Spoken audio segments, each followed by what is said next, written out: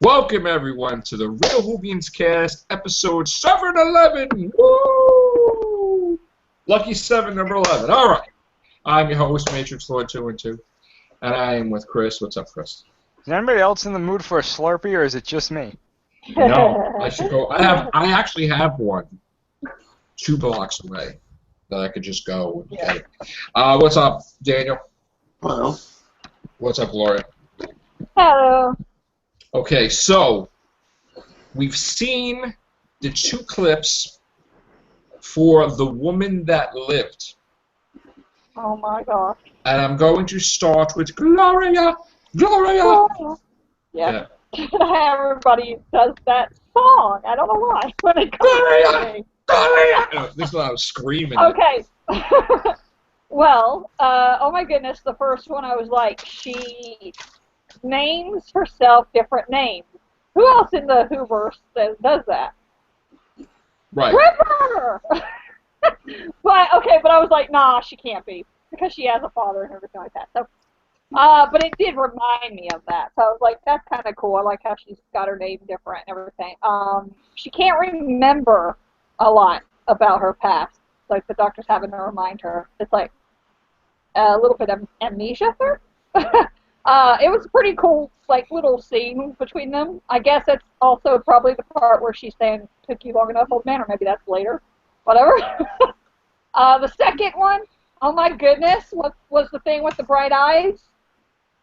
She's got her voice changed. Is that her, or is that another character? It's like a voice synthesizer or something. Yeah, she's got her voice sounding like a guy, and that was part, like, creepy. And then the doctor hears the screaming. I was like, oh. And then he's using little things to track something. It's like, it was adorable. I like that little part with the doctor. He's adorable there. If the doctor could be adorable, you know. What about you? What about you, Chris? Chris, you there? I'm here. What did you think of the clips? Oh, I thought they were really cool. Honestly, I think they were much better than the clips from the other episode. We got the girl who died. Or the other clip, I should say. Yeah. But I like how she doesn't have a name. She just calls herself Me because she says all her other names died. Yeah. I like that. That's interesting. I don't know. I'm wondering what this Shield character is gonna like. I wonder if she's gonna be kind of like similar to, like, you know, Vastra and them that come back every now and then and help him out. Maybe she'll join the gang. Eventually, who knows? That'd be cool. That'd be cool. Have someone else part of it. Daniel? Did you see the clips? It won't let me see them. Oh no. Aww. Let me see. Wait a minute. You can look them up on YouTube. Yeah, you want to look them up on YouTube? Can you do that or no? Yeah. Just put in the Woman Who Lived clips. Doctor Who, the Woman Who Lived clips.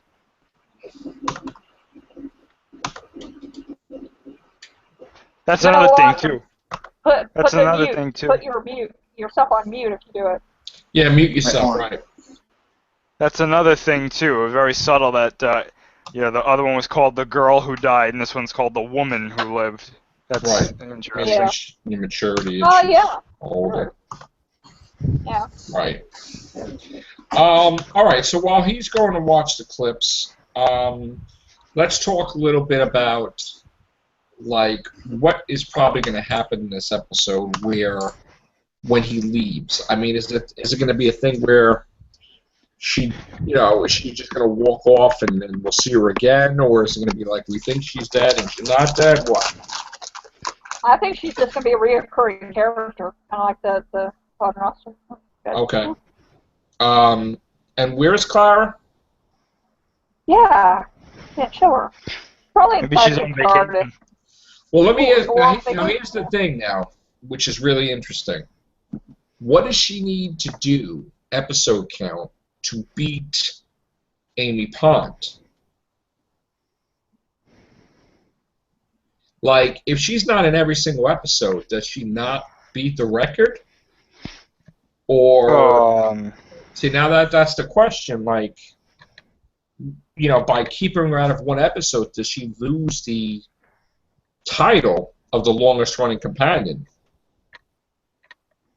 That's what I'm. That's what I don't know. I don't know if that means. I mean, I think it just means if she is still, going as being the Doctor's companion, even if she's not on an episode, uh, like she's still his I mean, companion. like, if you count the amount of episodes Amy's in, and you count the amount of episodes, she's in, what does it look like? I mean, regardless. I think it does have to go by that. It does have to go by that because it's how many episodes each of the actresses was in.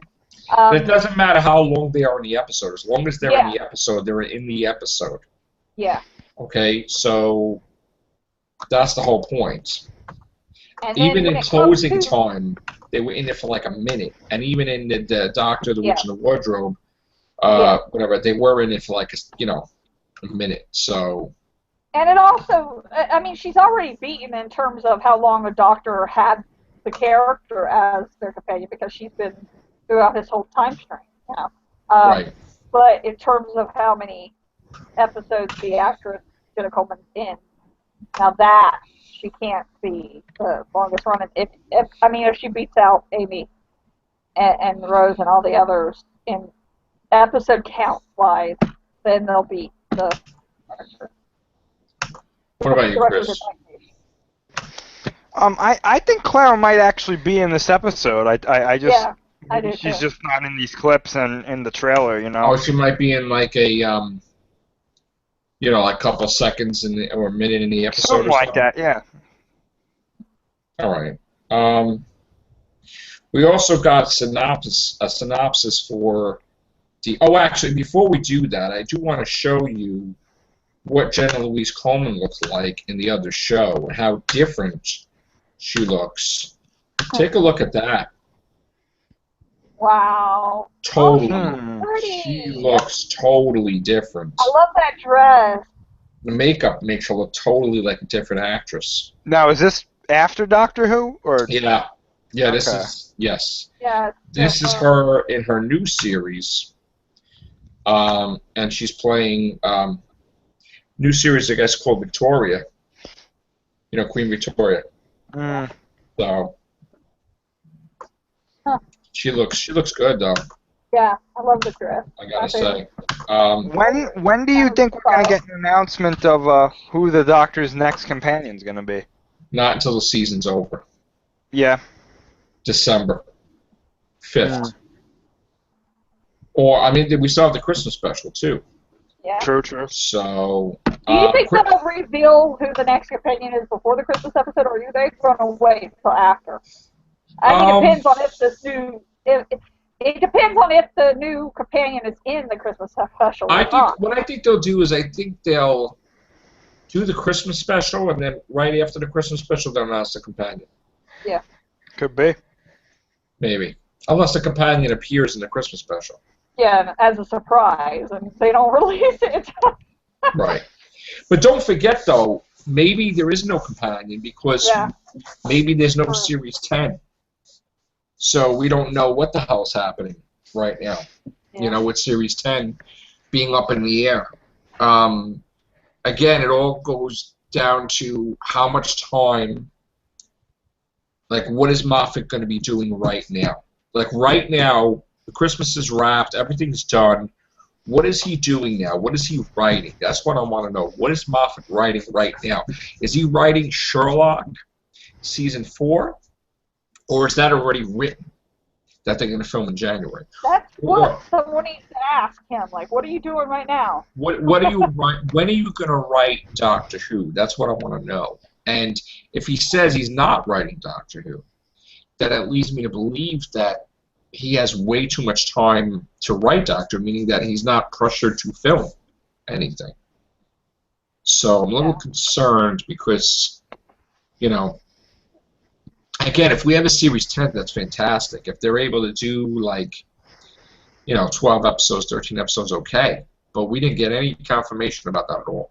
Honestly, if his other responsibilities are prohibiting him from writing Doctor Who, then I think maybe it's time for him to leave as showrunner because, this is a big deal, Doctor Who. This is like BBC's biggest show. This is a very, very popular show.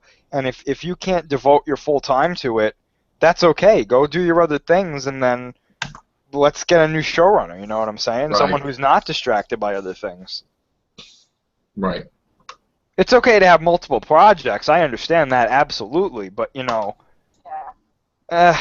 sometimes it's time to say, hey, I can't do this anymore. I've got to, I put my time in. Maybe it's time for somebody else to do it. Right. See, that's the thing. I mean, I don't think he could give it up, though. I don't think he could do. I don't think, like, how could you give up a job like that? Really hard. I mean, the BBC is not asking him to leave. Well, I mean, this is the thing, I mean, I know it might be hard for him to walk away from it, but there comes a point where maybe, and this is just me, if I was the showrunner, I would want to go out while I was on top. You know what I'm saying? I wouldn't want to be there, and the reason I leave is because people are like, this is getting old now. But let me ask you a question, Chris. Do you consider it as being on top? Because the ratings ain't the greatest ratings it's ever had. No, that's what I mean. I think maybe it's time for a new perspective, a new set of ideas, a fresh show writer for the show. I really do. I think maybe Moffat's time was best spent with Matt Smith, and with Peter Capaldi, he's kind of, I'm not going to say dropping the ball, but he's not at that place he was with Matt Smith, and I think maybe Capaldi's Doctor could maybe be handled with a new showrunner. So you're saying that there's better chemistry with Moffat and Smith than Moffat and Capaldi? Wouldn't you say that, though? I mean, from what you've seen. I would absolutely say that. Yeah, that's how I feel. I would absolutely. I would say that, but see, the thing I'm having a problem with is that we're seeing that Moffat is doing more and more episodes jointly with these other guys. Like, what I really want to know is that when they have their meeting, right, with these writers, does he say to them, Gatiss, you're writing this, Chernobyl, you're writing this one you're writing this, Matheson, you're writing this. I mean, like, does he tell them, like, this is what I want you to write? Or do they have the cojones to say, hey, I want to do a Weeping Angel episode? Does anybody have the balls to say with his own characters, I want to do this? Well, I know that Moffat has said in the past that they don't have a writer's room, and that he tells them to write it as if they own it. What I really want to know is how much of that is actually getting through to the episode. You know what I'm saying? Like, write it as if you own it, but write what I tell you to write. I mean, here's the thing. It's like, I really have a hard time with thinking that they're just writing what they want to write. I have a hard time thinking that too.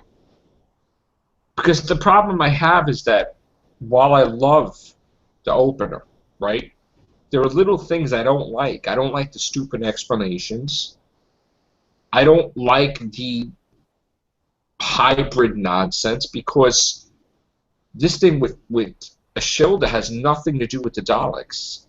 But isn't it kind of convenient that, like, not even how many episodes later and we have a hybrid? That's like corny. You know what I'm saying? Like, that's just a little bit too convenient. Like, I don't know. Like, he said Captain Jack was wrong and that the TARDIS didn't like him, right? But why would he make a character like Captain Jack immediately? Yeah. Like, isn't there a way to save her where she didn't have to be immortal? I mean... Or he didn't have to kill her character off. Right, you know I mean,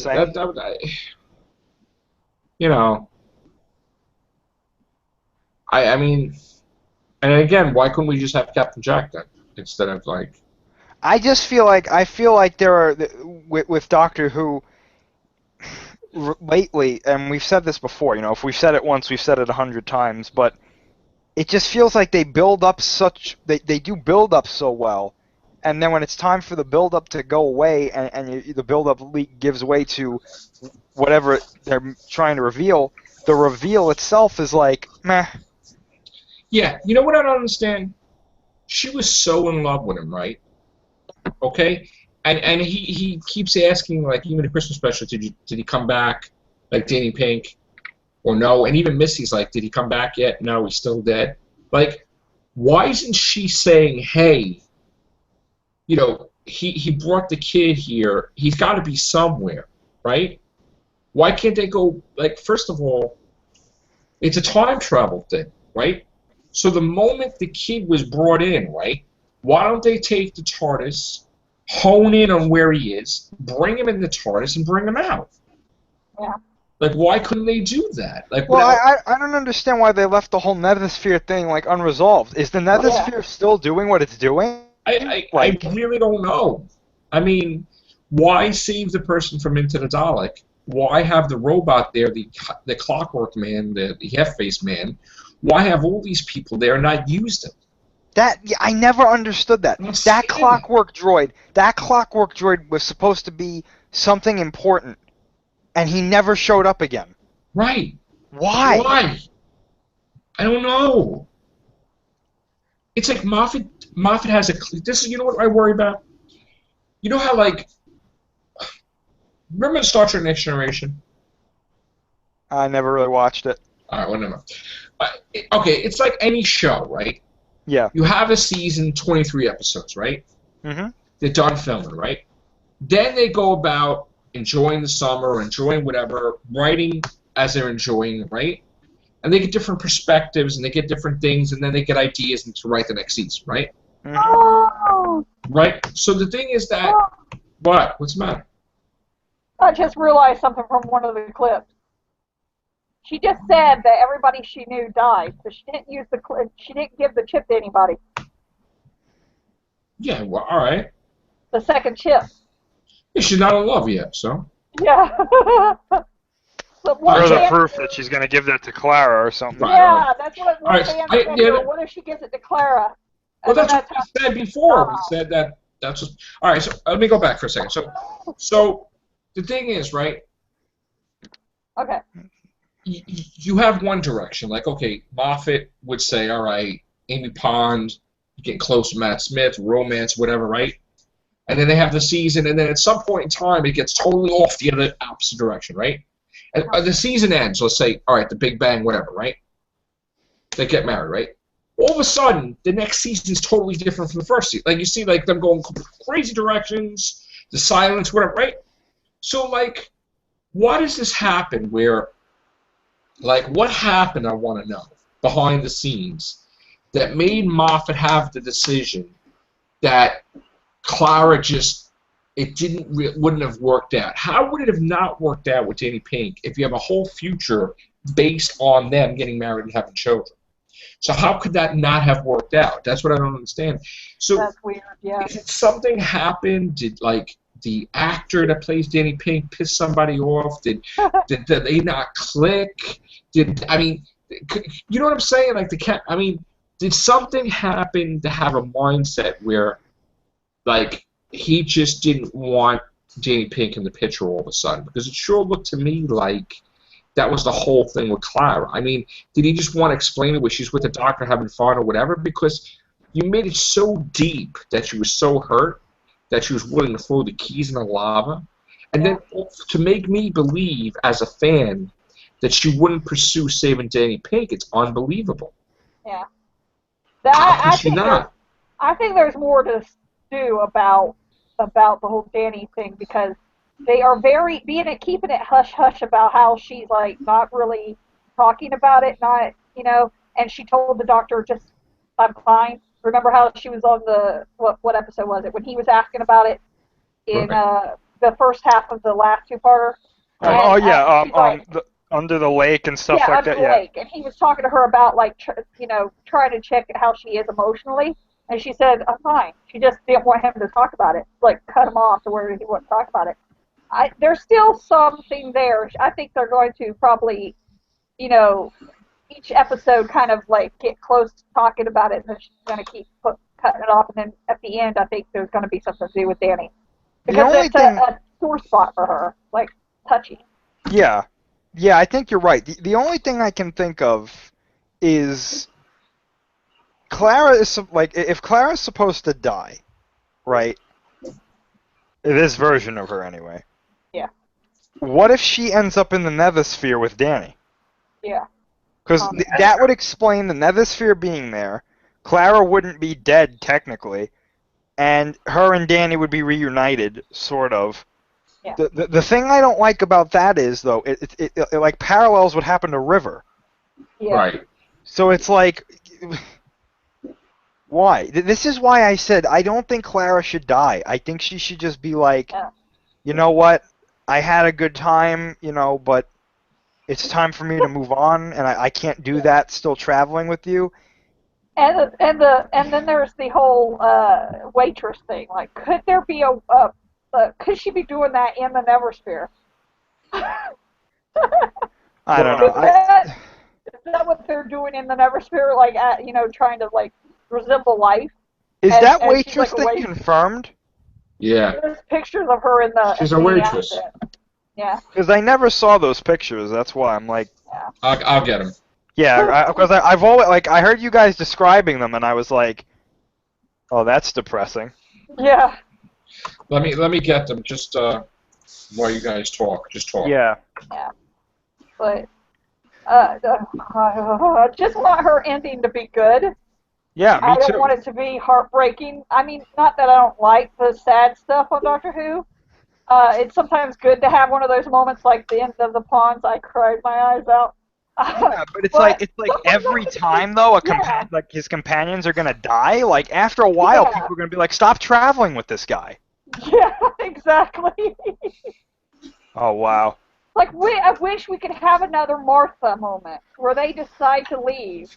Yes. See, that's why I like Martha, because she knew when to stop. She was like, you know what? It's time for me to move on. I thank you for everything you did. I enjoyed you. I love you, Doctor, but it's time for me to go. And it was like, good. Do that. I love Martha. I love that she did that. I love that she knew when the time was up that she had to leave. So that would have been better if she's like that. Just sees her in passing rather than a waitress thing. And not in the way they ended it on the season finale, because that was a little depressing. I mean, they could have said a little more and stuff. But I think the reason why the whole ending that, before the Christmas ending was so depressing was because they built it up like it was going to be this big, like, sad, like, we expect it to be sad. Like, because she's so, gun-ho, like, making the endings of the companions sad and depressing, like heartbreaking. A big moment of leaving, like being stuck in, Wait a minute. I got a question here. Steven, but what? Could this be the final scene of the season? Not the. Oh wait. Could this be a scene where she hears the TARDIS, she runs out, and that's what she sees? The TARDIS dematerializing. Wow. I mean, maybe. I don't even we don't know what the context of what's happening here. Yeah. Do we? I really don't know. Because I like how she's wearing a TARDIS blue suit. That's isn't that interesting? Yeah. Yeah. How did that happen? Right. I like the one where she's walking out of the cafe that she's working at, where it shows her, and you can tell it's the same one from the Impossible Astronaut episode. Did she suffer like a Donna treatment and her mind gets erased? That's one of the things that someone was wondering about the situation she's in, because she's supposed to be a teacher. Because she's supposed to be a teacher, not a... Well, wait a minute. I got an idea. What if, right, this is her before she was a nanny to those kids? Just a regular job. What if he travels... What if he travels back in time to when she's just a waitress, like a waitress before that? She looks young. She looks young here. Yeah, exactly. Like I said that before. Like, what if something happens to her, she dies, and just like David Tennant going back and meeting Rose before she met the Ninth Doctor. Maybe he goes back and he meets Clara before she met the 11th. Maybe. And she doesn't recognize him because, of course, it's before she met him. Because she met 11th space, not 12. Right. Wait a minute. You know how the doctor's always, like, recently he's been saying, I go back, I do little things, I cause little ripples, but they turn into tidal waves? Right. Could this be a result of him screwing with time so much that, like, him and Clara never, like, meet, quote-unquote? But wouldn't she that affect... winds up being a waitress and not remembering him at all? But then wouldn't that affect 11 and 10? Well, yeah, but, like, remember what he said. He causes ripples, right, in some weird way. That all that stuff could have still happened, but now it's just broken off into this, like, new timeline. Right. I mean... Either that or... If they try to say that this is one of the 100 million Claras that got created, I'm going to look at that and be like, then what the hell was happening? Yeah. See, that's not... They can't do that because she never met 12. That's true. That she's ever mentioned about anyway. That you know Right. that She we don't have never any, see. she don't have any memories anyway. They never explained that either. That first picture, Joe. That first picture of her at the doors of the cafe. See, like it looks like the one from the Possible Astronaut. Possible Astronaut. Yeah, the first one. Oh, the diner that they go into, where the Yeah. doctor goes to get that special straw. Yeah. Or at least that kind of reminded me of that one, anyway. And where was that supposed to be in in America? I don't know. How sick would that be if Clara was the waitress there that night? Right. I think people would be like, wait, what? But that can't, what? Right. She gives him the straw. She's like, here you go. And he's like, thanks. And he just like walks out. Because that's before he met her. Yeah. It was a guy when Rory asked who was sitting at the table. It was a guy waiter, but I gotta rewatch that. Make sure it's not someone we recognize. It'd be funny if Matt Smith was walking out and Capaldi was there and he stops him and he's like, you should be ashamed of that bow tie. And he just like walks away. Right. And Matt Smith's like, who are you? Bow ties are cool. All right. I think we're gonna show more pictures of her with the thing. Let me just give me a second. We're also gonna talk about the Zygon incursion. Was it no? It's the Zygon invasion, and then the Zygon hold on. Let me see. Well, what do you think, Daniel? I'm not hearing anything from you. About what? What we're talking about.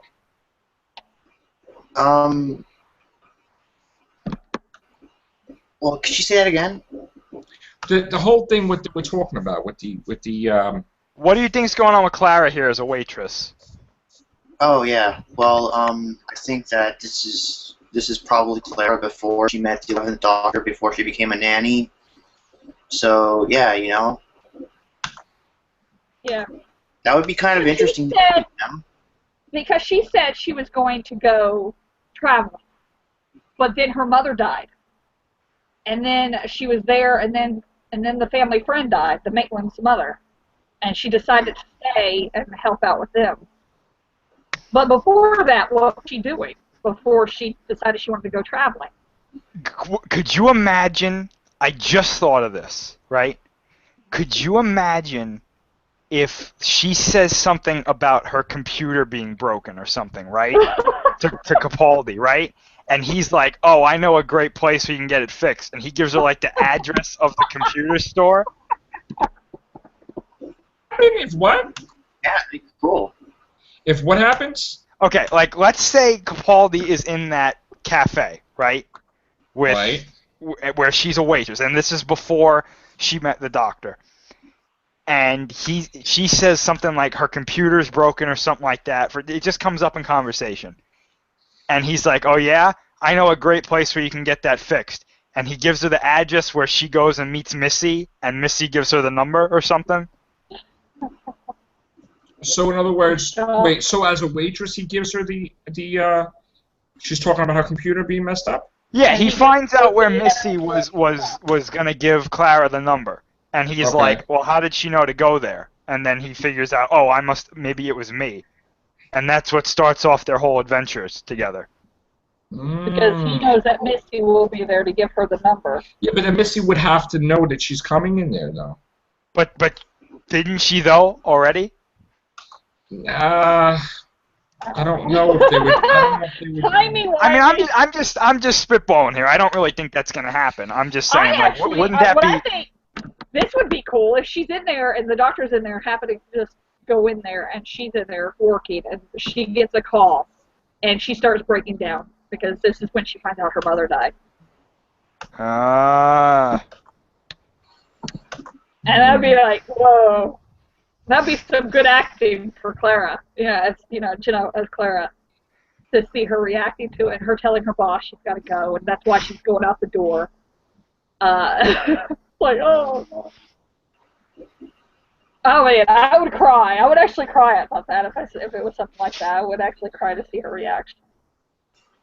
All right, you want to read the synopsis for the Zygon thing, Chris? Yeah, which one is it?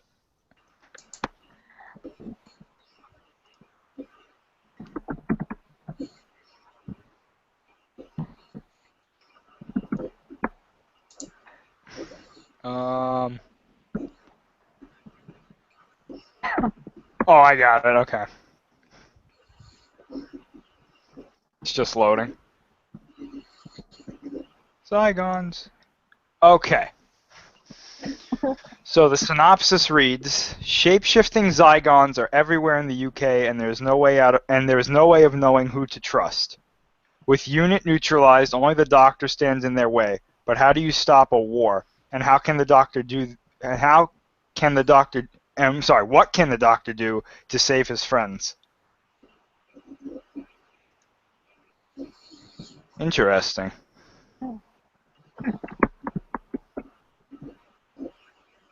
I wonder what set those Zygons off, because they signed a peace treaty in the 50th. That's the first part or the last part?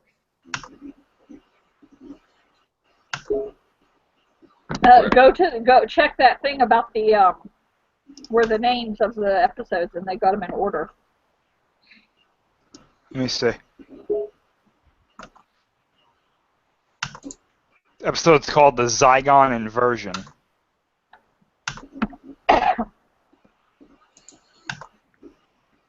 Okay. You looking yeah, it this up? is the same thing I read. Yep. Okay, well then that's the next, that one after.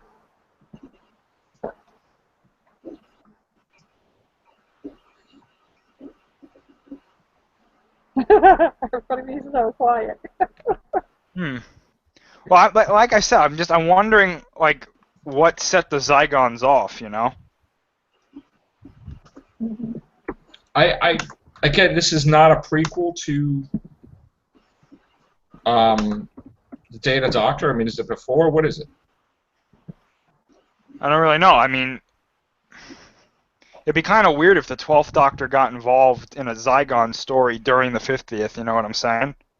And that could lead to him going to find Gallifrey, though.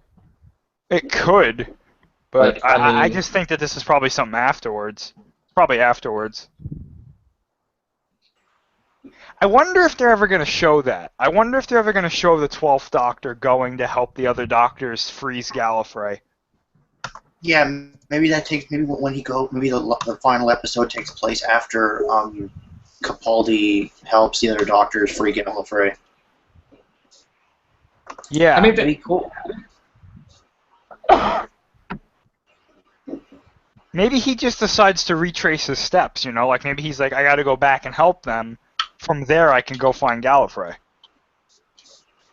Hopefully. Huh. I mean, we're gonna have to see that scene eventually. They're gonna have to show at what point in time he decides to go. I mean, we're in Series 9 where he just decide, hey, I'm gonna go follow the other doctors and save Gallifrey. Or I mean, he's got to be. They don't need his equation.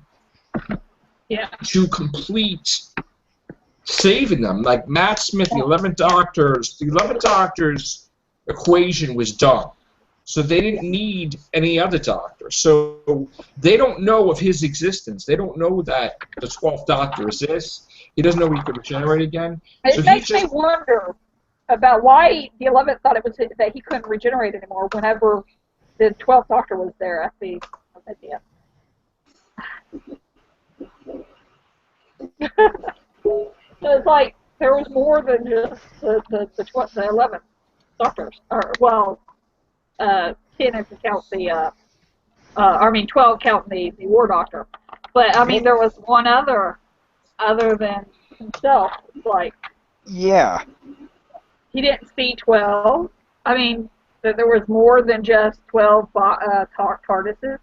Maybe that's how the Time Lords knew to send him the new regeneration cycle. Because the guy said, no, sir, all 13. There you go. If he had used up, how would they know he used up a regeneration, though? That's the only thing. They wouldn't know David Tennant used up a regeneration. Yeah, they don't know that. They don't know those details. Yeah. It's like a plot hole, because like how could he be there if like technically he didn't exist until after they sent him the regeneration cycle? Right. That's the thing. He even said in the last episode his regeneration was a, what did he say? Clinical error. Clinical error, yeah. Which I think he was just being facetious, but you know. I think he's just being a jerk. Like he's like, oh, I shouldn't have existed, but I'm here. Ha ha! It's like, okay. Yeah. I don't know. I guess that's that. Dan, you have anything to add?